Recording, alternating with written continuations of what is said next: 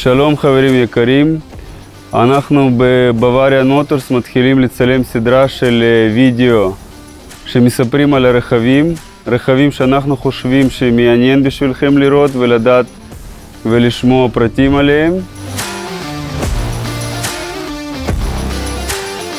אז היום זה הוידאו הראשון, יש לנו את ה-S63 E-Performance החדש, רכב מסקרן, רכב שחיכינו לו הרבה זמן.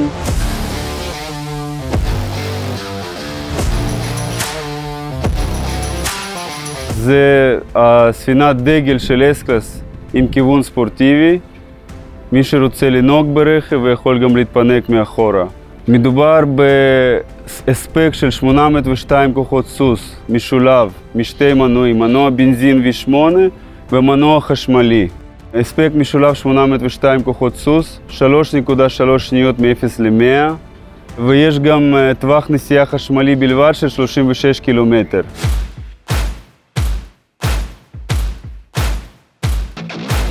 מבחינת העיצוב, הוא מקבל פעם ראשונה גריל עם סמל באמצע, וכל הדגמי AMG החדשים מקבלים את הסמל של AMG למעלה במקום סמל של מרצדס.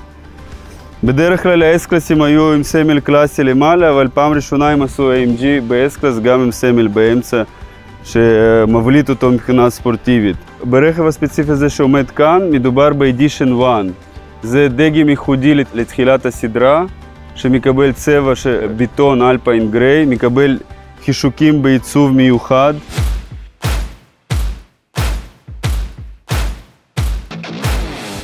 גם מאחורה אתם רואים עיצוב יותר בולט, יותר ספורטיבי של S-Class, פחות אלגנטי, יותר ספורטיבי, עם האגזוזים, עם הדיפיוזר המיוחד.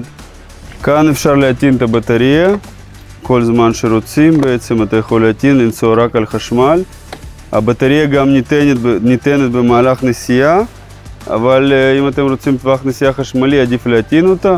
וכאן ממלאים את הדלק שאנחנו מכירים. יש פה גם סגירה מיוחדת של AMG.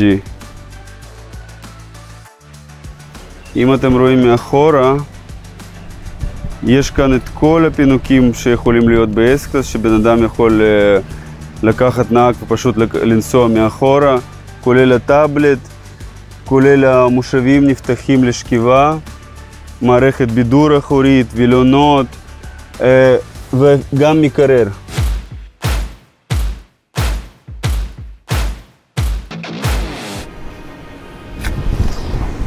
בואו אני אספר לכם קצת מה אנחנו רואים כאן בפנים. כמו שסיפרתי, בדגם Edition 1 אתה מקבל את הקרבון האדום היפהפה הזה, מושבים מאור נאפה אקסקלוזיב עם תפר אדום, גג אלקנטרה, הגה בשילוב של אלקנטרה ואור. זה מבחינת ה-Edition 1. מבחינת הרכב עצמו, הרכב עשוי באיכות בלתי רגילה. בזמן האחרון אנחנו רואים שהאיכות ירדה, גם במכוניות יקרות, גם במכוניות יוקרתיות האיכות ירדה. אני לא יכול להגיד את זה ברכב הזה, האיכות מעולה, וההרגשה היא מצוינת כמו ב-S-Class הטוב שאנחנו מכירים. מבחינת הדברים המיוחדים ל-S63, הם הוסיפו פה כפתור בהגה. הנה אני אנסה להניע את הרכב עכשיו. יש כאן כפתור שאתה יכול לשנות את הרעש. אפילו במצב חשמלי, כשהבטריה מלאה, אתה יכול להפעיל את המנוע מכאן, ויש לו רעש V8 הבשרני והמוכר של AMG.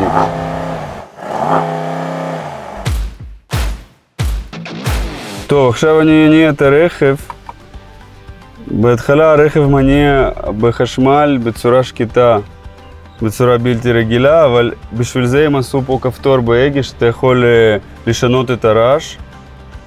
קודם כל, אנחנו יכולים לשנות פה למצב ספורט, למצב אינדיבידואלי, מצב ששומר על בטריה. עכשיו אני שמתי במצב ספורט, וגם במצב ספורט אתה יכול להגביר את האגזוז, ככה. ואז יש לנו את ה-V8 הרעש המוכר והבשרני שאנחנו אוהבים, שלא היה כבר בהרבה דגמים אחרונים, ופה יש לנו את הרעש הזה. זה מבחינת הפנים. בואו נעשה סיבוב, נראה איך האוטו נוסע.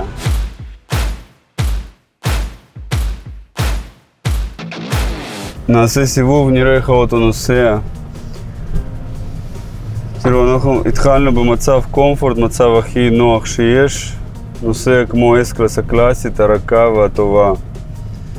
עכשיו תראו, אני יכול לשחק כאן, אני יכול, לא חייב לשנות את המתלים, לא חייב לשנות את התגובה של המצרת, אני יכול לשנות רק את הרעש של האקזוז. אני עושה כאן, ונהיה לנו רעש מדהים, שכיף לנסוע איתו גם בצורה רגילה, לא מהירה, פשוט לשמוע את הגרגור של ה-V8.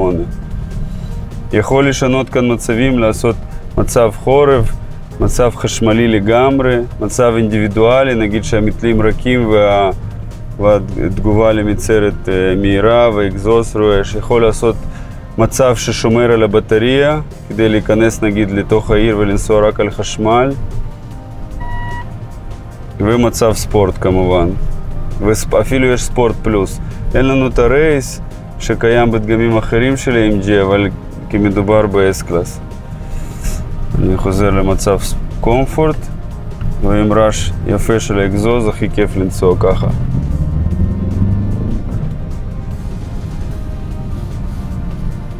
המתלים נעולים.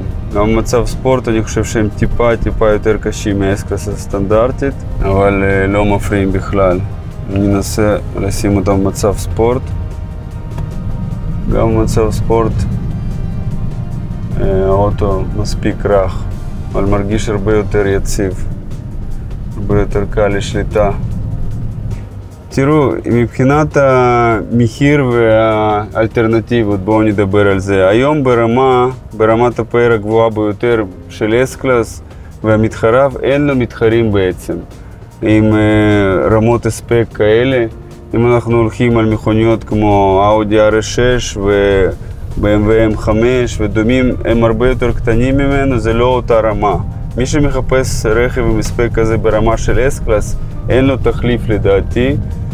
אתה יכול לקחת Audi S8 החדשה, בעיקרון אין יותר דברים שאפשר מבחינה ספורטיבית. אפשר כמובן לקחת בנטלי פליין ספור, אבל זה משהו אחר.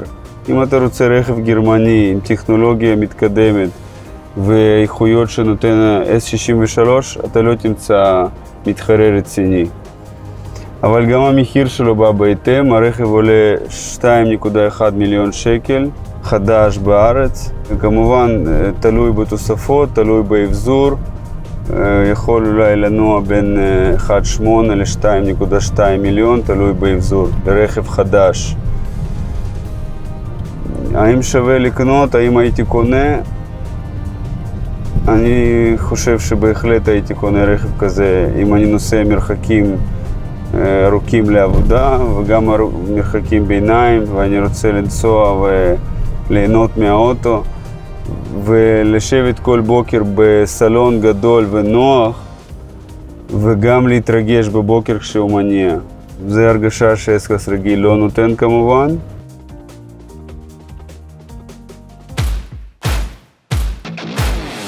מידוד רעשים מצוין, האוטו שקט. אני חושב מי שמחפש רכב שמפנק בנראות הזאת, ברמת פאר שיש כאן, ועם ביצועים כאלה, אין לו תחליף בכלל מישהו שמתקרב אליו.